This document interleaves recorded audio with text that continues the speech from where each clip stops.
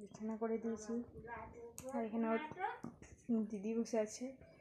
এটাতে ওর সব জামা কাপড় থাকে। এখানে ওষুধপত্র, ক্রিম। আর এই শাড়িটা আমি ব্লাউজের পিস করাতে দেবো, আর ইন্টারলক সেলাই হবে। একদিনও পরিনি। কি করছো সোনা তুমি? কি করো? এইটা হবে দুটো।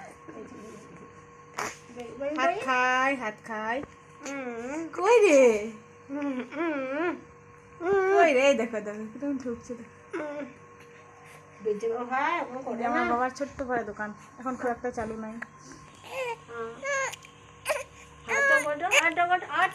মাঝে কিছুদিন গ্যাপ পড়ে গেল, তাই এখন আর ভালো করে চলে না।